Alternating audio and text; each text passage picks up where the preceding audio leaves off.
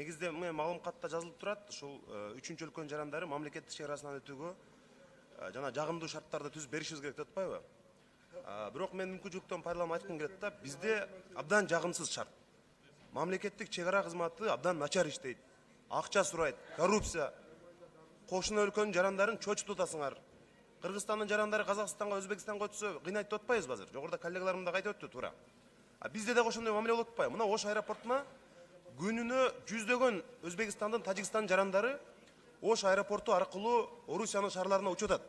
Анткени бизде билет арзан. Аларга салыштырмалуу арзаныраак болуп атат. Аэропортко налог төлөйт алар. Билет сатып алып атышат бизден.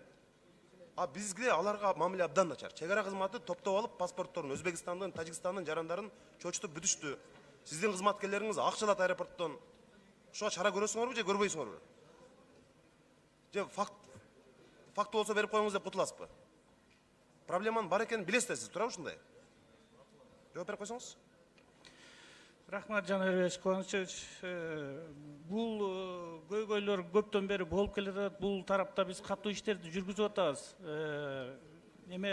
Улуттук коопсуздук комитетинин жана аскер прокуратурасындагы берген быйыл жыл жыйынтыгы болду. Биз жылдын жыйынтыгында чыгардык бул тарап мененчи. Анан кийин иштер козголуп атат, кылмыш иштери да козголуп атат. Кылмыш иштери жүрүп аткан, бүткөн жана бүтө элек сотко өткөрүп берген дагы случайлар бар. Бирок Жанарбек Кубанычевич, мен бир нерсени айтып коеюн. Чек арада турганда бардыгы чек арачылар деп эле айтыла берет экен да. Ал кезде ал жерде башка фискальный органдардын баары тең турат. Бирок жөнөкөй жарандыктар кайрылууларга келип, анан кийин мындай разбор болуп келгенде карасак, баягы турганын баарын эле чек арачы деп түшүнө берет экен да. Алчы служба безопасности бар, таможня бар, милиция бар, башкасынын баарын тең улар чек арачы деп ойлойт экен. Анан кайрылуулар боюнча көптөр мындай телефондорун жана электрон адрестерин калтырып кайрылуулар болуп атат. Алардын баарына тең көңүл бурулуп атат, баары менен сүйлөшүп атат. Бирок анын көбү жана телефондору же туура эмес же электрон адрес менен жооп бербей калып атат да. Баягы берип коюшат, кайрылсак жок, анан кийин ушундай болду эле десе жок, мен жөн эле жазып койгом дегендер да чыгып атат. Же корккондор да бар да, мындай түздөн түз кайрылууданчы. Рахмат. Эми мисалы Орусиянын шаарларына учкандар Өзбекстан, Тажикстандан бир эле рейс менен 25-30 адам учат. Бир эле рейс менен. Күнүнө канча рейс каттап атат? Ошон үчүн алардын ар бир жаран бизге аэропортко акчасын таштап кетип атат. Биз аларга адамдай мамиле керек Кыргызстандан. Ашырбек Мойдонович, аэропортко камераларды орнотуп, бүт мына текшерүүчү органдар, чек ара кызматы, бажы, жана фискалдык органдардын бардыгын ким акча алып атканын камаганын камап, көпчүлүгүн иштен кетириш керек.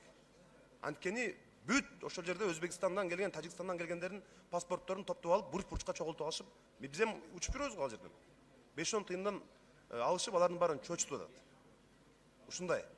Алар эгер ушундай болсо, бизге аркылуу учпайт. Биздин авиакомпаниялардан билет сатып албайт. Налог төлөбөйт анда. Мындай бир оңдош керек да иши ошол системанычы. Карабасаңар болбойт эми, мындай кутулбагыла. Жаңы жылдан бул боюнча чоң маселе күт. Рахмат, Жанарбек Кубанычевич. Аэропорт Манас менен Ош аэропорту экөөнүн мындай биргелешкен аракеттенүү боюнча в рамках взаимодействия камера видео наблюдениядан данныйларды алып, биз анализдеп турабыз. Бул такай иш жүрүп аткан иш булчу. Ошонун негизинде дагы биз козголгон иштер бар. Бул ишти жүргүзүп атабыз. Рахмат.